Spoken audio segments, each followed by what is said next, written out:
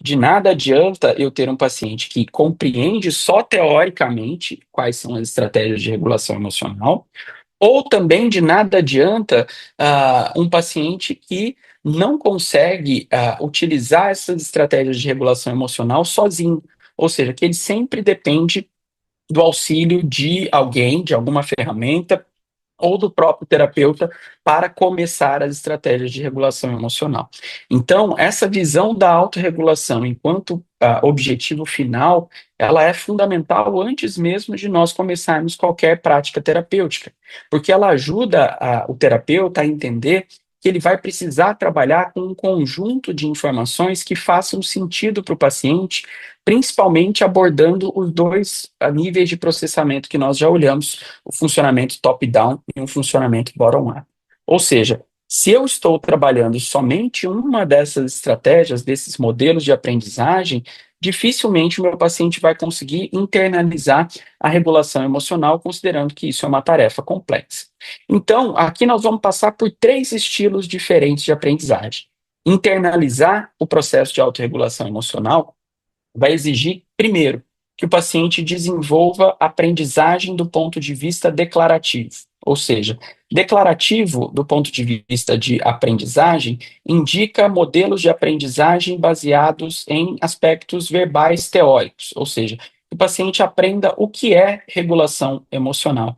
Daqui, então, vão aparecer estratégias de psicoeducação, vão aparecer estratégias conceituais, vão aparecer estratégias de vocabulário de desenvolvimento dos pacientes, ou seja, estratégias que eles vão aprender a discriminar a regulação emocional enquanto processo e que eles vão aprender teoricamente, conceitualmente, o que eles deveriam fazer em cada uma dessas situações.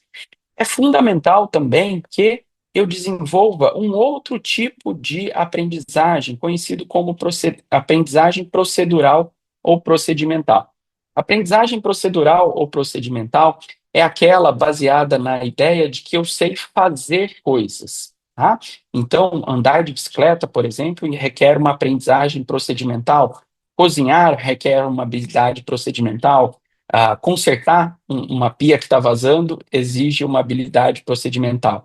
Ou seja, independente de quantos livros você tenha lido sobre como andar de bicicleta, sobre como cozinhar, sobre como consertar uma torneira, você vai precisar, em alguns momentos, se colocar no ambiente de exercitar jeitos específicos de fazer isso para que essa aprendizagem seja efetiva. É aqui, então, que todo treino, toda a técnica de regulação emocional, ela sempre vai passar por um como, ou seja, é importante que o paciente tenha internalizado como fazer e que ele entenda que a maneira pela qual a gente aprende o como é diferente da maneira pela qual a gente aprende o que.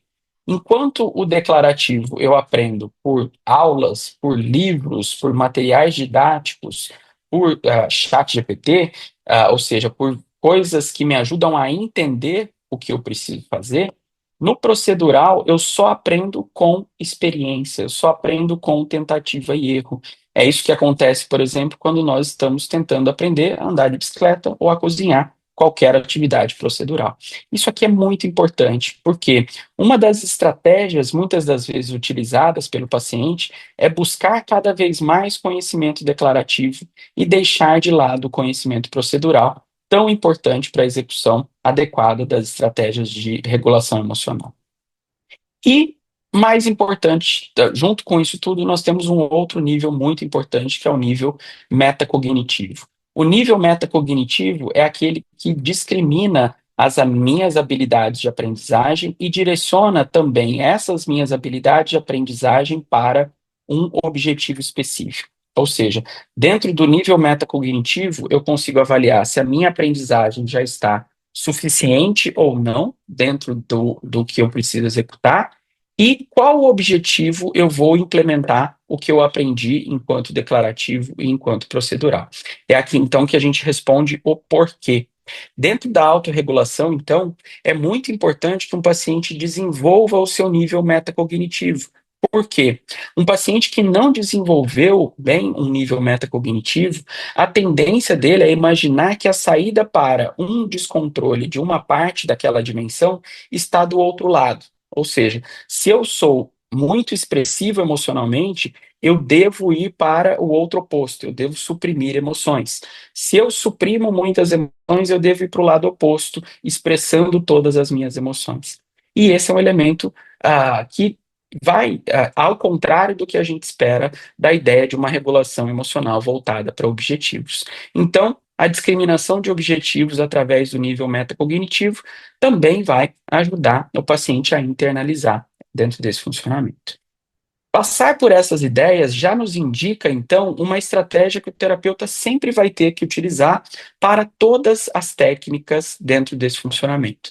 Ele sempre vai ter que trabalhar o que é a técnica e onde é que ela vai atuar, por quais fatores, por quais bases de funcionamento.